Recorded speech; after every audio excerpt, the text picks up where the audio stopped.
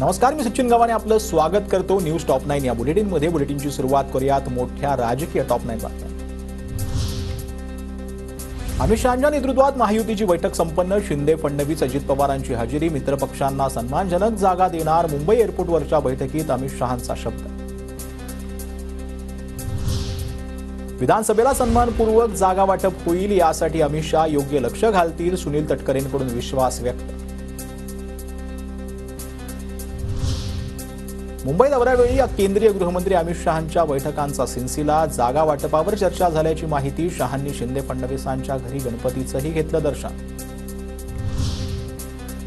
महायुतीतील धुसफूस चव्हाट्यावर नको। जिंकण्याची क्षमता असलेले उमेदवार निश्चित करावेत। लोकसभा निवडणुकीतील चुका टाळा। शहांच्या भाजपा नेत्यांना सूचना। सूत्रांची माहिती।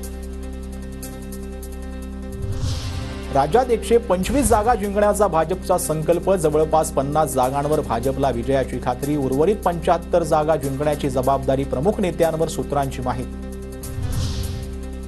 अमित शहा आणि फडणवीसांमध्ये दुरावा। जयंत पाटलांचा दावा। तर महाराष्ट्रात मनासारखं काम करता येत नसल्यानं फडणवीसांची पंचायत। जयंत पाटलांचा टोला।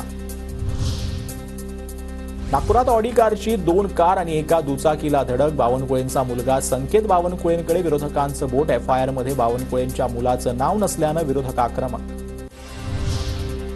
माझ्या मुलाच्या नावेत ही गाडी। सीसीटीव्ही तपासून संपूर्ण चौकशी करून पोलिसांनी आरोपींवर योग्य कारवाई करावी। न्याय सगळ्यांना समान असेल। अंधारेंच्या आरोपांनंतर बावनकुळेंची प्रतिक्रिया। अजितदादा गटाचे विदर्भातील 10 जिल्हाध्यक्ष सरकार आणि पक्षावर नाराज असल्याची चर्चा। निधी मिळत नसल्याचा आणि पक्षांचे मंत्री जिल्हाध्यक्षांची कामं करत नसल्याचा आरोप।